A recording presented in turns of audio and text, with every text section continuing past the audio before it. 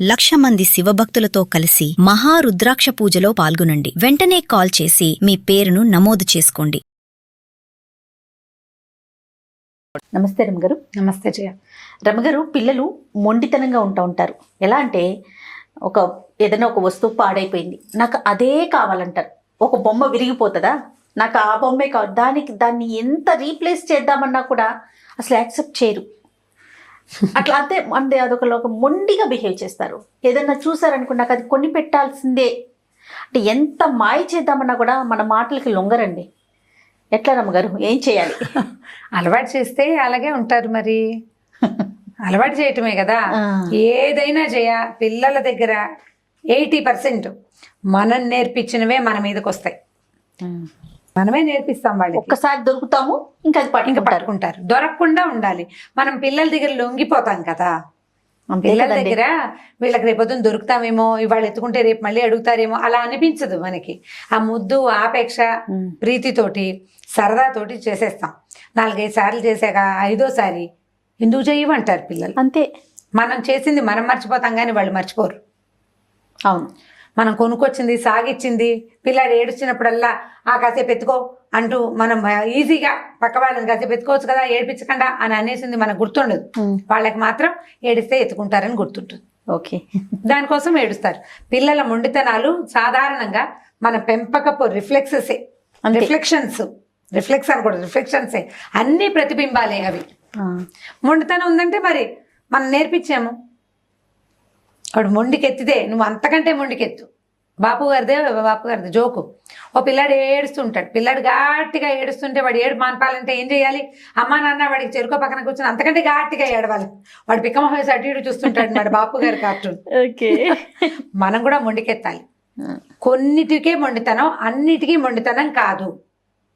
కొన్నే నేను చేయగలను, అన్నీ నేను చెయ్యను అనేది ఎప్పటికప్పుడు అర్థమయ్యేలాగా చెప్తుండాలి. పిల్లలకి ఏంటంటే ప్రతిరోజు పరగడిపే, ప్రతిరోజు కొత్తే, మళ్ళీ మనం గుర్తు చేస్తూ ఉండాలి.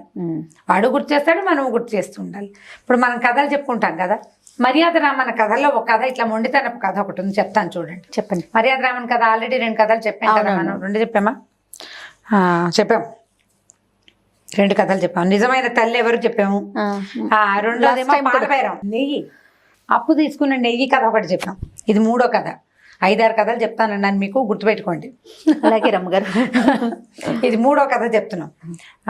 మర్యాద రామన్న గారు ఉన్న ఊళ్ళోనట ఒక సుబ్బయ్య, వెంకయ్య అని 2 పక్క ఇళ్లలో ఉండేవాళ్ళు.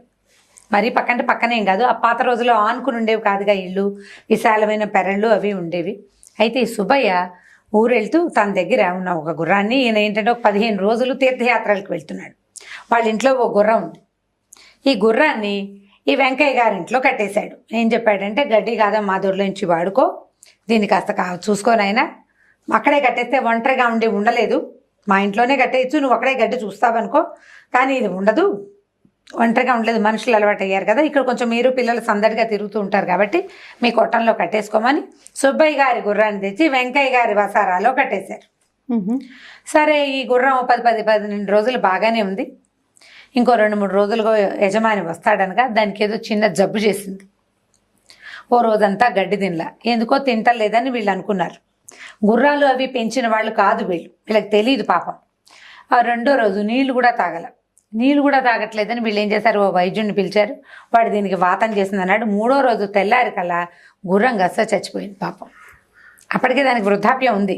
గుర్రాలు అలా పోతాయి, ఆహారం మానేసి నీళ్లు మానేసి ప్రాణాలు వదిలేస్తాయి. వీళ్ళకేం తెలుసు, వీళ్ళకి తెలీదు. సరే, గుర్రం గస్స చచ్చిపోయింది. గుర్రం చచ్చిపోయిన 3వ రోజుకి సుబ్బయ్య గారు వచ్చేసాడు.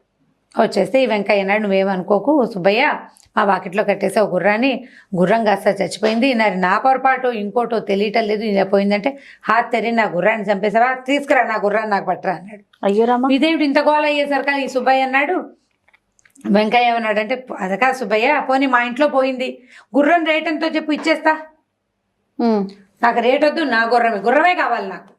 సరే, గుర్రమే కావాలంటే ఈ లోపల ఏమైంది, వెంకయ్య గారి బావమరిది ఫలానా ఏదో ఊళ్ళో ఉంటాడు, ఆ ఊర్లో బోళ్ళని గుర్ర పిల్లలు ఉన్నాయట, కావాలంటే మా బావమరిది ఊళ్ళో గుర్ర పిల్లలు ఉన్నాయి, ఓ గుర్ర పిల్లని తెచ్చిస్తా, నువ్వు మా ఇంట్లో కట్టేసింది ముసలిది, నేను నీకు యంగ్ పిల్లని తెచ్చిస్తా, దాన్ని పెంచుకో, దాన్ని సాక్కో, నీ సరదా కూడా తీరుతుంది. ఇప్పుడు గుర్రం లేక దొడ్డి వాకిలి బోసిపోయినట్టున్నాయని ఏడుస్తున్నాడు ఆయన. బోసిపోదు, గుర్ర పిల్ల వస్తే చక్కగా చెంగున అటు ఇటు తిరుగుతుంది. మీ గుర్రం అయితే ఓచోటే కూర్చునేది. ఇది దేవుడా అని ఇది కొంచెం యాక్టివ్గా ఉంటుంది, యూత్ కదా, నీకు కూడా కొంచెం సరదాగా ఉంటుంది. గుర్ర పిల్లని తెస్తానంటే గుర్ర పిల్ల వద్దు, డబ్బులు వద్దు, నా గుర్రమే నాకు కావాలి. ఇక ఎక్కడ కనపడితే అక్కడ అరిచరిచి తిట్టి పోట్లాడి నానా గోలాడి యాగి చేసేసేవాడు. నా గుర్రం ఎప్పుడు తెస్తావు, నా గుర్రం ఎక్కడి నుంచి తెస్తావో నాకు తెలీదు, నా గుర్రమే అదే వయసు ఉన్నది, అదే సేమ్ డిట్టో, అదే కావాలి నాకు, డిట్టో కాదు అదే కావాలి. అక్కడి నుంచి ఈ వెంకయ్యకి ఏమీ పాల్పోలేదు. ఎక్కడ కనపడితే అక్కడ బూతులు తిట్టేస్తున్నాడు, తిట్టి పోస్తాడు, శాపనార్థాలు పెడుతుంది వాళ్ళ ఆవిడ. మీరు మాత్రం ఎలకాలం బతుకుంటారా అంటారు, నీ పిల్లలకి రావా జబ్బులు, కాపాడుకోవా, నీ పిల్లలకి వస్తే మా గుర్రానికి వస్తే వదిలేస్తావా అంటారు. ఇక తిట్టారు, పడలేకపోయారు వీళ్ళు.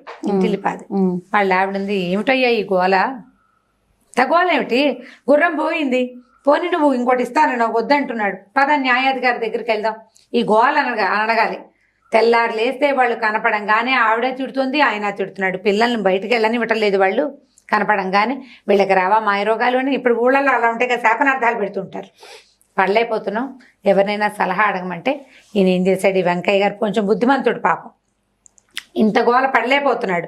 గుర్రం కాలువశాత్తు అది చచ్చిపోయినా మా ఇంట్లో చచ్చిపోయింది కాబట్టి దాన్ని రేటు ఇస్తానన్నాడు చూడు, పాప మంచి చెత్తను కదా. సరే ఏం చేశాడు, న్యాయాధికారి కాదులే మర్యాద రామన్ గారింటికి వెళ్దామని రామన్ గారింటికి వెళ్ళాడు. వెళ్తే చెప్పాడు, బాబు ఇదండి జరిగింది, నా ప్రమేయం ఏమీ లేదు. వైద్యుడిని కూడా వెంబడి పెట్టుకెళ్ళాడు. అది కాలం తీరు చచ్చిపోయింది బాబు, వయసు అయిపోయిందండి గుర్రానికి, వాళ్ళు తగాదా పెట్టాలని చూస్తున్నారు అంతే తప్పిస్తే ఒక ఓర్చుకోలేని తనం తప్ప వాళ్ళ దగ్గర ఇంకేముండితనం, అంతేనండి అన్నారు. అనేసరికల్లా సరే మర్యాద రామన్ గారు అన్నారు, వైద్యుడిని పంపేసి వెంకయ్యకు ఒక సలహా చెప్పారు, ఈ పని చేయబోయి కుదురుతుంది నీకు, సరిగ్గా అవుతుంది అని. సరే ఇది బాగానే ఉంది. రెండో రోజు ఏం చేశాడంటే వెంకయ్య గారు కుర్రాడితో కబురు చేశాడు, సుబ్బయ్య నీ గుర్రాన్ని తెప్పించాను, వచ్చి తీసుకెళ్తే కానీ గుర్రం సంగతి మాట్లాడదాం, మా ఇంటికి రమ్మన్నాడు. సుబ్బయ్య గారు వీళ్ళింటికి వచ్చాడు.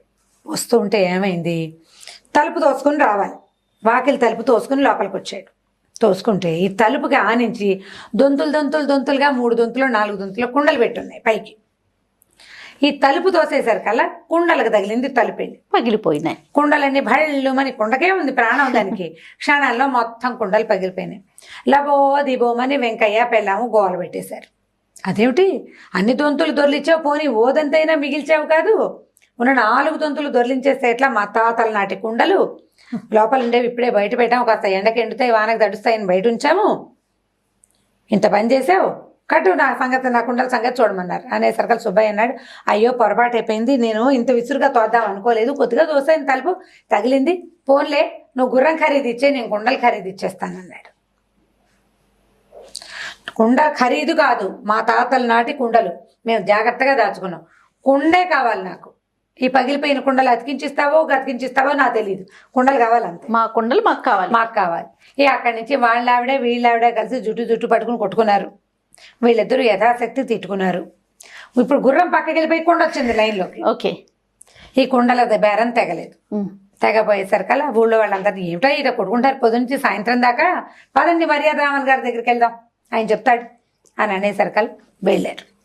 వెళ్తే మర్యాద రామన్ అంటే, అదేమిటి వెంకయ్య, పగిలిపోయిన కుండ ఎక్కడి నుంచి అయినా వస్తుంది టోయ్, నువ్వు అడగటం మరీ ఏమైనా బాగుంది, ఏమీ మర్యాదగా లేదంటే, అదే బాబు నేను చెప్పేది, చచ్చిపోయిన గుర్రం ఎలా వస్తుందండి, చచ్చిపోయిన గుర్రం రావాలని సుబ్బయ్య అడుగుతున్నాడు, నేను కూడా పగిలిపోయిన కుండ కావాలంటున్నాను, అది వచ్చినప్పుడు ఇది వస్తుంది, ఇది కావాలి అని నేను అడుగుతుంటే మరి ఆయన కావాలి, ఇది తప్పు అంటున్నారు మీరు, మరి ఆయన అడిగేది చచ్చిపోయిన గుర్రం ఎట్లా వస్తుంది, అట్లాంటి గుర్రం ఇంకోటి ఇస్తానరా నాయన అంటే ఒప్పుకోలేదు కదా.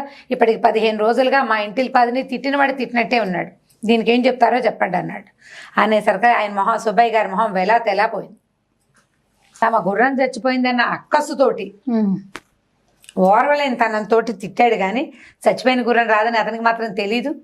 సరే అప్పుడు బాబు క్షమించండి, ఏదో పొరపాటు అయిపోయింది, అక్కసు కొద్దీ నేను వీళ్ళని ఇట్లా గోల్ చేశాను, గుర్రాన్ని చూడలేకపోయాడని అక్కస్ కష్టం తట్టుకోలేక చేశాను అంతేనంటే. సరే ఆయన ఏమన్నాడు, నువ్వు గుర్రం ఖరీదు వెంకయ్య ఇస్తాడు, కుండల ఖరీదు నువ్వు అతనికి ఇవ్వు, దీంతో ఈ ప్రాబ్లం తీరిపోతుంది.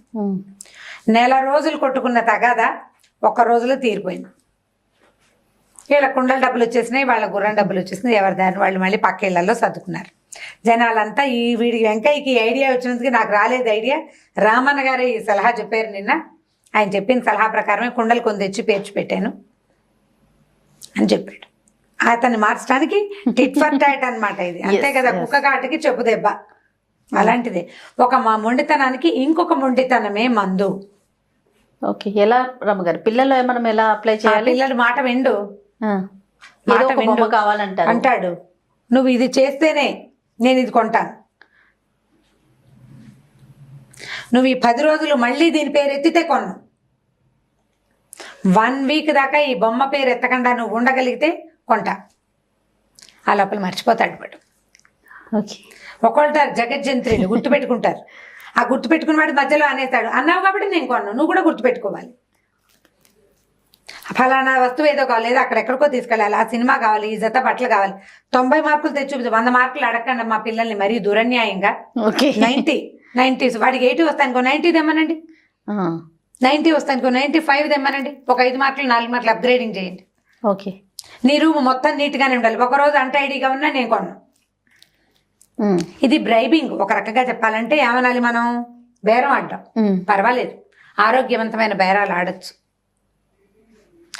అన్నిటికీ మాత్రం చేయబోకండి. పిడుక్కి బియ్యానికి ఒక మంత్రం కాదు, ఎక్కువగా మెల్లి పెడితే తెగిపోతుంది, ఎక్కువ లాక్కూడదు, తెగుతుంది కదా, అంత లాగద్దు, సాధ్యమైనంత కొద్దిగా విడుపుతో, పట్టు విడుపుతోటి లాగండి. పిల్లల తత్వాలను బట్టి పోవాలి. ఇప్పుడు మీ అమ్మాయికి మా అబ్బాయికి ఒక రకం మంత్రాన్ని నడవదు జయ. అవును రమ్మగారు కదా, అవును. 5-6 ఏళ్ల పిల్లను 16-17 ఏళ్ల పిల్లాడు ఒకటి కాదు కదా.